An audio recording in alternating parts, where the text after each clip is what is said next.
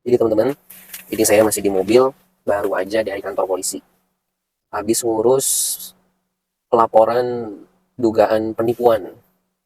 Jadi baru aja hampir aja ketipu nih saya. Nah, saya sampai ini ke teman-teman, biar teman-teman sadar ada modus penipuan baru yang rapih banget, next level, dan kalau nggak ngeh-ngeh, ini halus banget sih mainnya.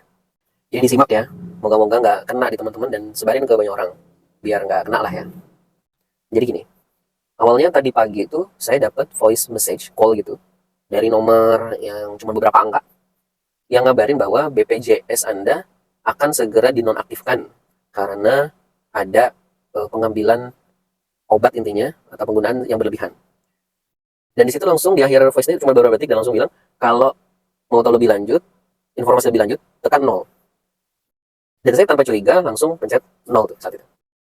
Langsunglah tersambung dengan mbak-mbak yang mengatasnamakan Anesha dan bilang CS dari BPJS. Dia melaporkan, menyampaikan bahwa iya, BPJS akan dinonaktifkan karena ada pengambilan berlebihan obat secara berturut-turut selama 3 hari, tanggal 9, 10, 11 Juni itu, di Rumah Sakit Bandung, dan saya posisinya ada di Jakarta. Dan obatnya itu yang dikabarkan adalah obat-obat golongan G, di mana ada alprazolam, ada citalopram, ada amfetamin, di mana ada sedatif semua tuh, atau untuk apa namanya, kayak agak-agak nyenggol ke narkotik lah gitu, golongan yang dilihat. Di situ saya masih belum ada kecurigaan karena dia juga menyampaikan bisa jadi datanya dipakai terkait dengan kebocoran data yang lagi rame nih sekarang teman-teman. Nah makinlah saya nggak apa namanya, nggak curiga karena sangat mungkin data itu diambil, digunakan dan lain-lain. Dan di situ dia belum meminta kayak transfer lah atau apa, enggak. Jadi saya tidak ada kecurigaan di sana tuh. Dan ngomongnya halus, dia mau verifikasi juga gitu ya. Sampai dia juga apa namanya, kayak empati lah tentang penggunaan data ini. Dan diarahkan, baik kami, kalau bapak mau, bapak bisa nggak datang ke ke polisian Bandung untuk ngurus ini. Nah, ini cerdik sih menurut saya ya. Disuruh datang ke Bandung, dia tahu saya di Jakarta, jadi nggak mungkin. Dan langsung dia kasih opsi. Silahkan kalau gitu nanti bisa dibantu oleh kepolisian lewat online, pelaporan dengan online. Bahkan saya dituntun untuk kalimat pelaporannya, detail tanggal dan lain-lain.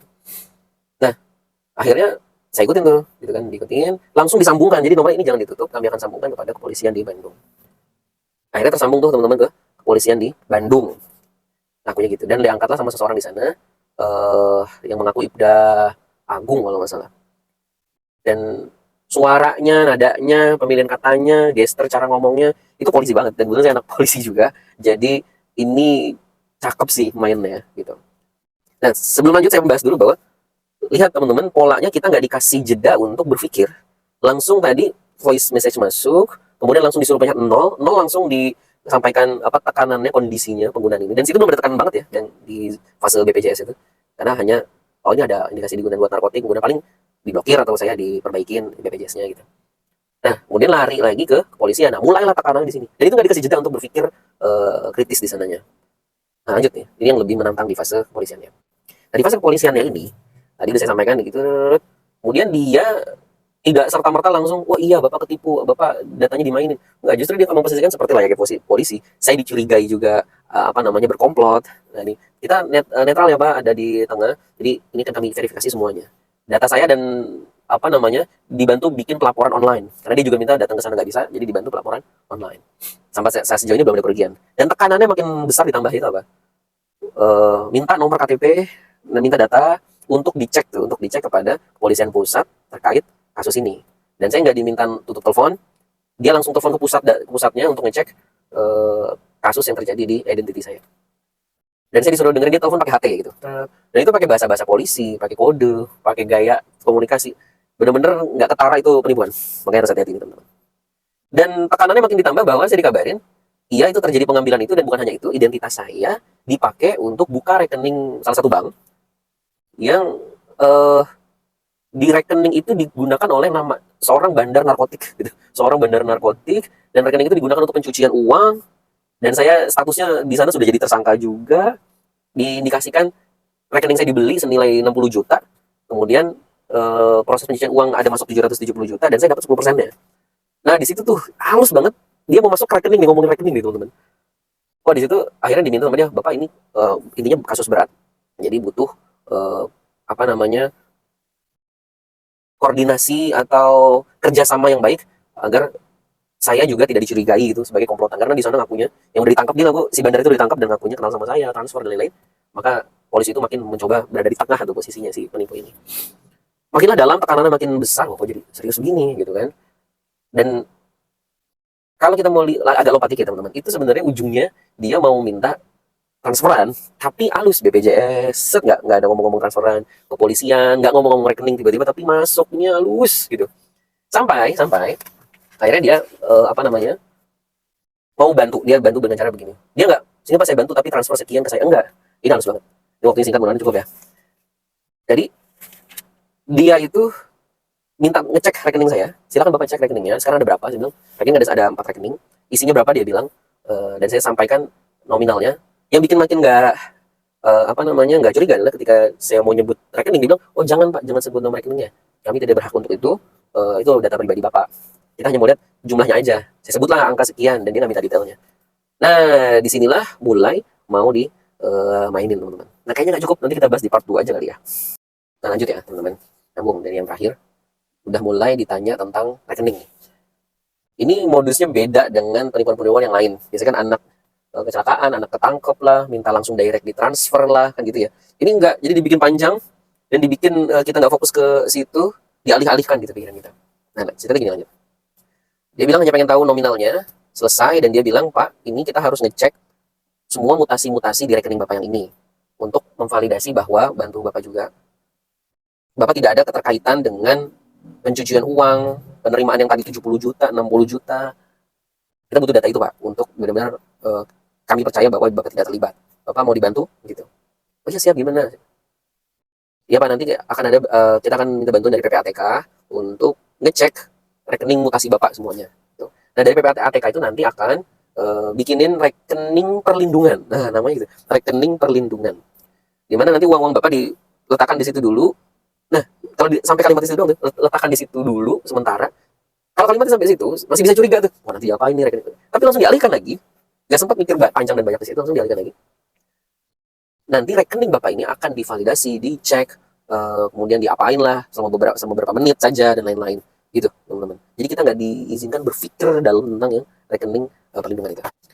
Juga dia tambahkan keyakinan di sana bahwa rekening itu bukan seperti Bapak transfer ke teman atau ke keluarga gitu ya. Nanti itu hanya Bapak yang bisa kontrol dan lain-lain. Nah, dibalikin lagi kepada rekening yang ditinggalkan itu. Sebenarnya gitu. Nah, tidak langsung juga diminta transfer ke sana, teman-teman. Tapi saya dialihkan lagi untuk, kan ada beberapa rekening. Bapak sekarang transfer nih dari rekening yang ini ke rekening yang Bapak yang satu lagi, dikumpulkan di sana. Kemudian ditransfer tuh. Saya ikut lagi transfer ke sana. Prosedurnya saya ikutin dan dia minta buktinya bahwa sudah ditransfer ke sana. Sudah belum Pak? Saya bilang, sudah Pak, saya transfer ke rekening yang satu dari Mandiri ke BCA. Mandiri ke BSI.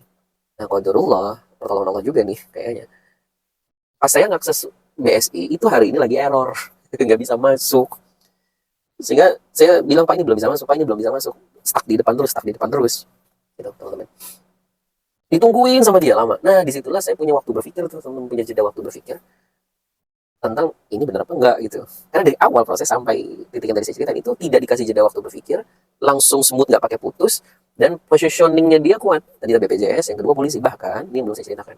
Ketika lagi dibantu sama si polisi ini, itu cara ngomongnya, cara pemilihan katanya, bahkan saya video call. Dia minta saya video call. Ketika video call, dia pakai seragam polisi. Seragam polisi di belakangnya itu apa namanya, kayak background apa namanya, green screen, tapi itu lagi di kantor. Ya kalau saya langsung lihat sekilas, mungkin memang di kepolisian kalau pelaporan online kayak begini gitu ya. Dia pakai baju lengkap bagus. Dia minta saya memvideokan posisi sekeliling. Ada siapa.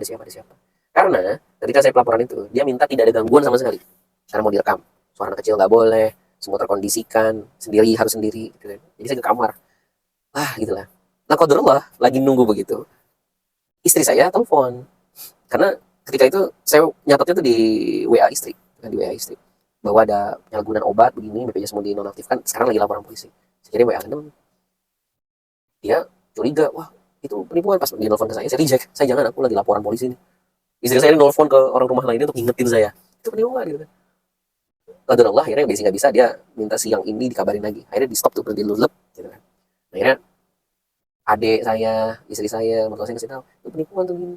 Tapi karena saya masih di sininya berasa tekanannya itu besar gitu ya, narkotika, penyalahgunaan obat, itu tuh jadi masih ini takutnya juga bener.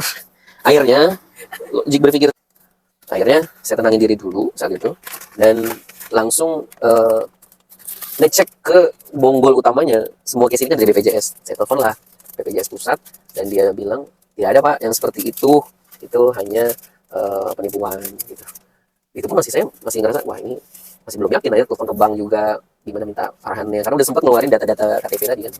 Oh ya pak, kalau mau diblokir boleh, kalau nggak pun karena bapak belum nyebut apa-apa terkait yang verifikasi bank, seharusnya masih aman.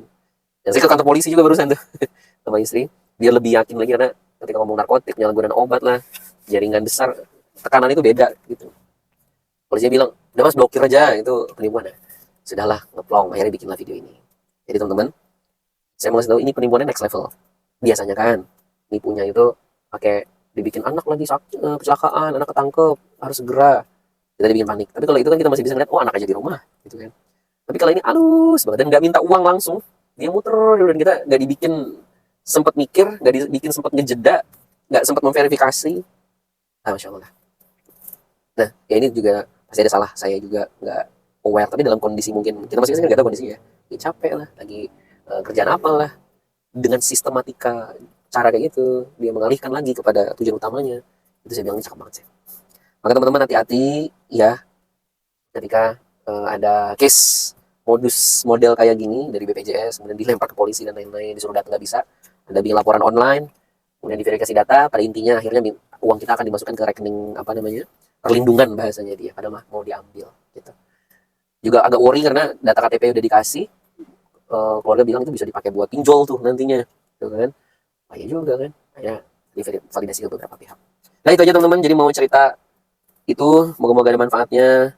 Tetap apa minta dijagain sama Allah, tadi juga BCR harus dijagain sama Allah, moga-moga nggak ada yang kena ya.